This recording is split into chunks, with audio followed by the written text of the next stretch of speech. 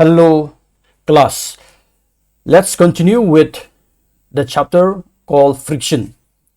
So in the last class we have learned about the factors of the friction, and today's topic will be about the kinds of friction. So before we continue with these kinds of frictions, and I want to show you first in your textbook. All right, so in your textbook you'll find it in this particular page. You'll find that we have what we call the kinds of frictions. And we have three kinds of friction. One is called static friction, sliding frictions, and rolling frictions. Now what are these friction? Let me make it simple for you. Static friction is the friction which is at rest. That means when the object is at rest, then that time is called static friction. Then when the object is moving, that time is called sliding friction. And when an object has got a ball bearing or some kind of roller, then that time is called rolling friction. All right, these are the three kinds of friction, but I hope you just go through this section and try to read them. But to make it more clear for you, let's come back to the screen now. So in the first friction, what we call it as static friction. What is static friction? Just now I have said to you, which is at rest. To make it clear for this, I'll show you a picture. Now in this picture you'll find that a man is trying to push, you can say, a box or some kind of almirah or whatever, cupboard or something like that.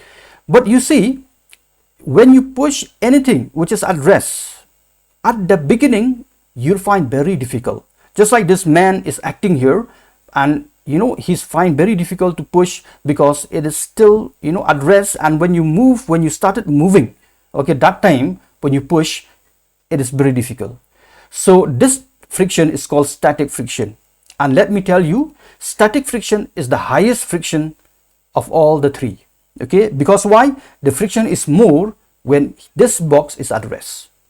Right, so this is called static friction. In another second one is called sliding friction. That means, say you push a box, and that time it's static friction. But when it started moving, and you continue on, and keep on moving, and you'll find that time when the box is already moved, you'll find the friction is a bit less. Why? Because this time when the object or the box is already moving, it has got what we call sliding friction. So sliding friction, it is a bit less than static friction. So let me tell you, sliding friction, it is less than static friction. So the number one is static friction, which is more. Sliding friction, it is a bit less. And then we will come with the third one, what we call it as rolling friction. In the rolling frictions, you'll find that, you see, I'll show you a picture. Now see this man, when he pushed this box, which has got a roller, this kind of wheel at the bottom, you'll find that, you see, it's so easy for him to move this box. Why? Because this friction is called rolling friction, and the friction which is having here in the rolling or in the roller, it's very, very less compared even with static, with sliding also. It's very, very less. That's why you'll find that in order to move anything very easy, we started making a kind of a wheel, so that it is very easy to move. Even you can find at your home also, if you have got any box which has got a wheel, it's very easy to move. So this type of friction is called rolling friction.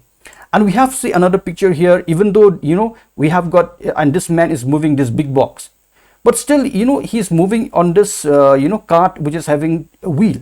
And for him also, it's very easy to move because this friction which is here on the wheel is less, and that's called rolling friction. So these are the three kind of friction: static, sliding, and rolling friction.